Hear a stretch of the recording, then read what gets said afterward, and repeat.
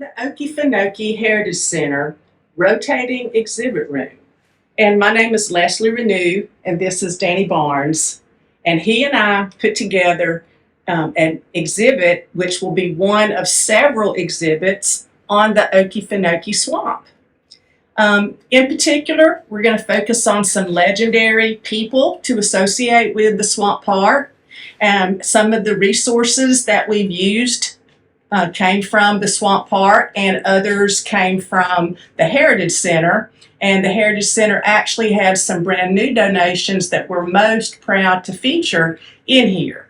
So Okefenokee Legends highlights 3 individuals this month, in particular Walt Kelly, Jimmy Walker, and Dave DeLee.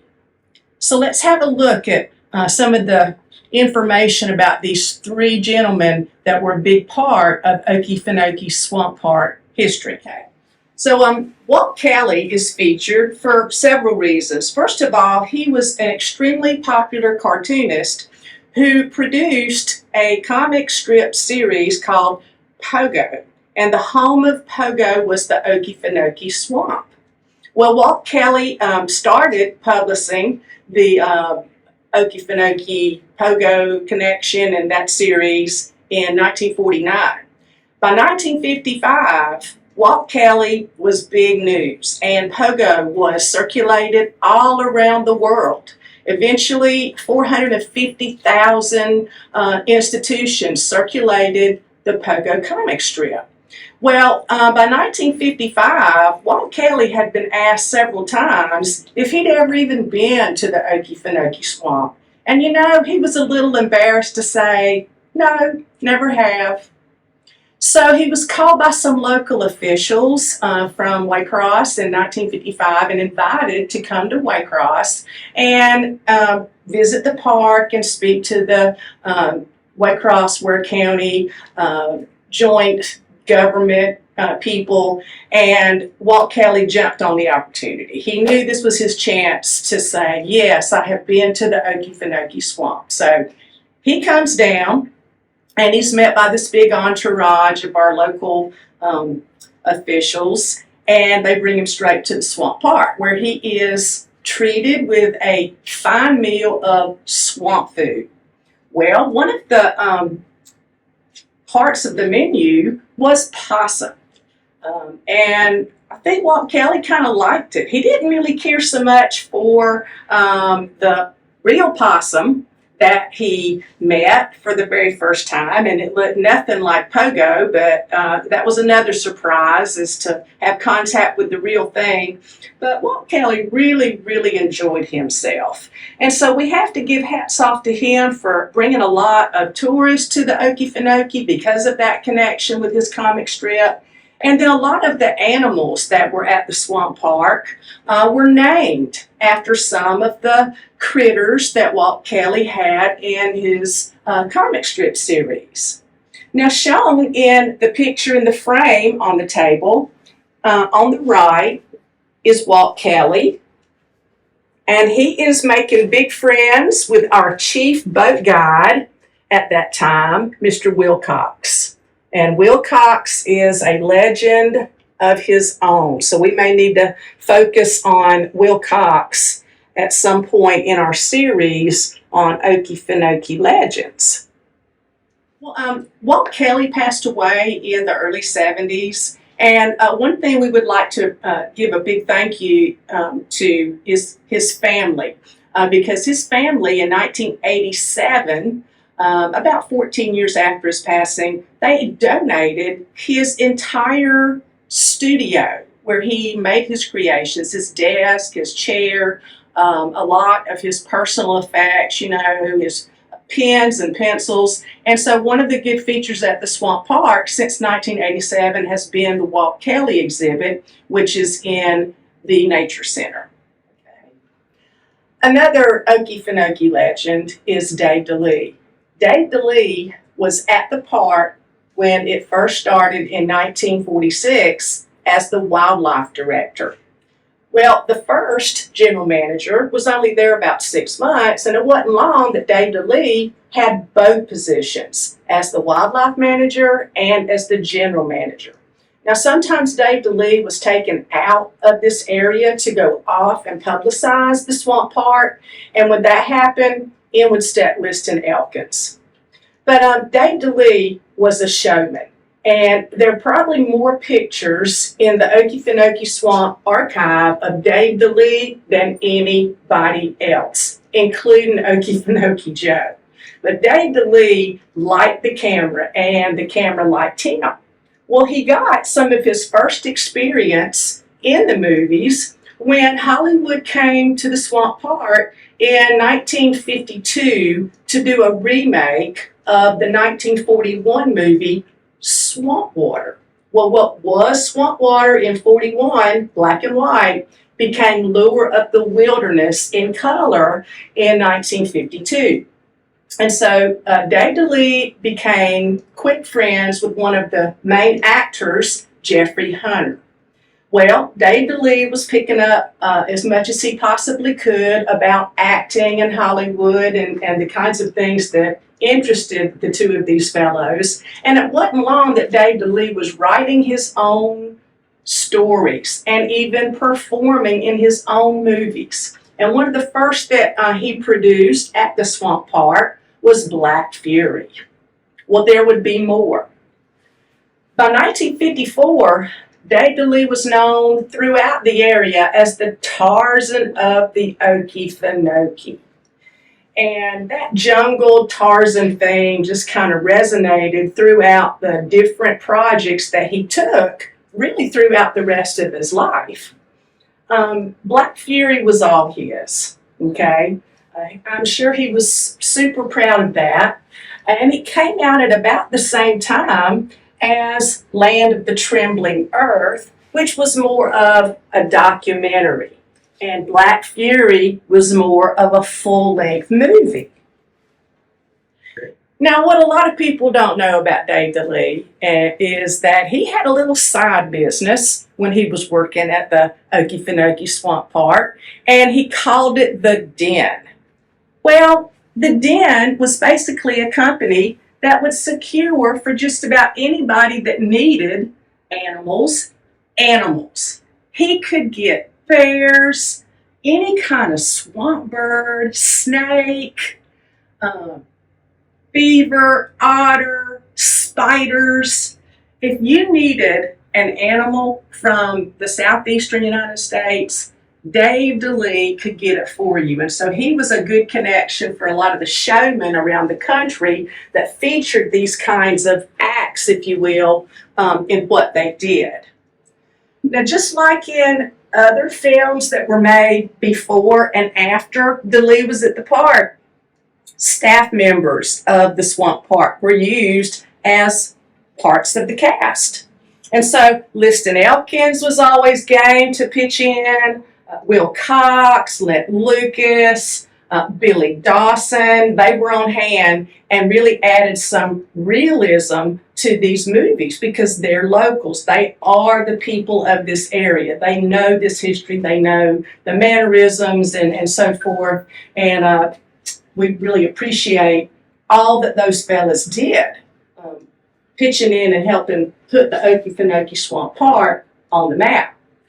Another feature that Dave DeLee was most proud of was a documentary like Land of the Trembling Earth, but this documentary, done in 1955, was called The Living Swamp.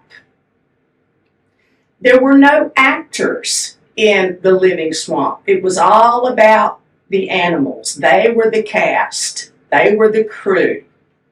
Now, sometimes some help from the park employees was needed, and when that was the case, they were on hand. But one of the people that really takes pride in helping with the making of The Living Swamp is Billy Dawson. Billy Dawson was a young kid of maybe 14 or 15, and man, he really loved working with Dave DeLee and Will Cox in this production. Billy is still around, and we're so thankful that He stays in touch with the swamp park and advises us now on various maintenance projects. He is on hand when we put up the lights every year for the holiday light show. And Billy Dawson is one special fellow, and he truly, truly loves the Okefenokee Swamp Park. Now, in the corner exhibit, under the poster about the living swamp, is an actual picture of Dave DeLee, and then on the right, with the checkered flannel type shirt and a bandana, that's Billy Dawson.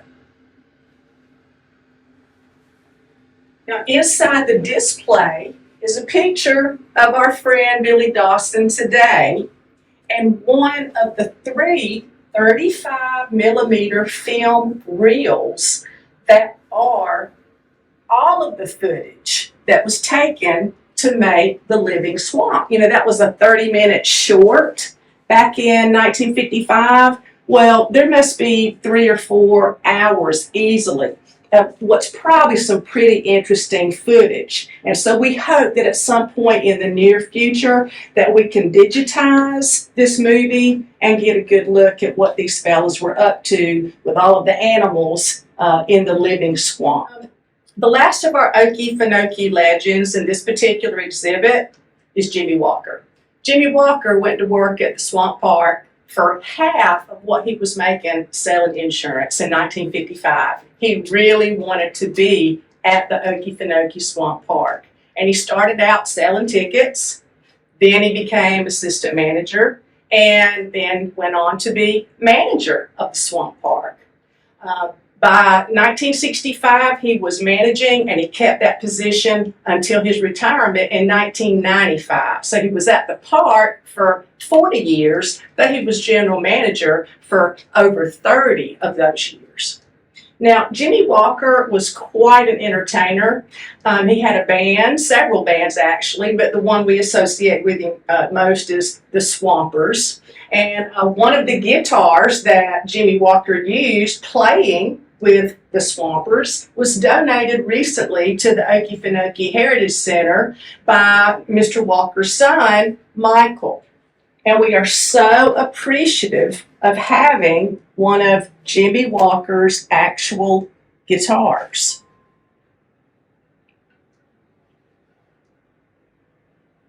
Now you might be wondering why there is a gun in the same exhibit case. Well, that's because Jimmy Walker was the great-great-grandson of Obadiah Barber. So this gun belonged to Obadiah. And just like the guitar that was donated by Michael Walker, so also was what would be Michael's great-great-great-grandfather, Obadiah Barber. Now, Jimmy Walker was such a musician and a promoter of the Okefenokee Swamp Park. Many albums, several movies for which he either wrote the theme song or he wrote the entire soundtrack. One particular movie that made a really popular album was Swamp Country. And in our exhibit, if you have a QR code reader on your phone, you can actually pull up and listen to Swamp Country for yourself. Another favorite of Jimmy Walker's is The Legend of Skull Lake. And to further publicize the swamp park in 1966, Jimmy Walker appeared on the popular television show To Tell the Truth. You know, that was the program where 3 different people came out and they claimed to be a particular individual, and then the panel would ask each of the 3 people questions, and then the panel had to guess who was the real, in this case, Jimmy Walker. Well, pull it up and look at it, but the 2 guys that were with Jimmy, no way could they have been Jimmy Walker based on their answers. Jimmy Walker actually had on a swampy looking type plaid shirt, and he had a guitar with him. Guess what? He was dropping all these hints, but they didn't pick him. It was one of the other fellas. So Jimmy Walker really had a good time fooling the panel on To Tell the Truth in 1966. So we're really thankful for all that Jimmy Walker did while he was the manager at the Okefenokee Swamp Park, and his legacy is still alive. You know, the Okefenokee Swamp Park has been around for 77 years. Its history is totally entwined with that of Waycross and Ware County. One of the very first rack cards that was printed and distributed throughout the country, literally somebody took them and put them in racks at gas stations or hotels. Well, that very first one is featured here on the wall. And we know that it was made prior to October of 46 when the park opened, because this particular rack card says under construction, under construction. Now, the aerial shot that you see of the swamp park appears to be from the 1970s, because by that time they had added Pioneer Island. And Pioneer Island, remember, includes the Wilds Cabin, it includes the Old Country Store, and it includes the Highsmith Cabin. So we've been kind of playing around with when this was taken, and our best clue is it must have been around the mid-1970s. Well, Danny Barnes and I are very happy to have this exhibit for the public to enjoy for the next couple of weeks. And there is an intention to make a series of exhibits on Okefenokee legends. And we are going to surprise you with who those next 3 legends are going to be. So we're really thankful for this collaboration between the Swamp Park and the Okefenokee Heritage Center, and we appreciate all the support. So y'all come out and see it, because in 2 weeks there's going to be something different. You'll have to wait for the Swampers later on, okay?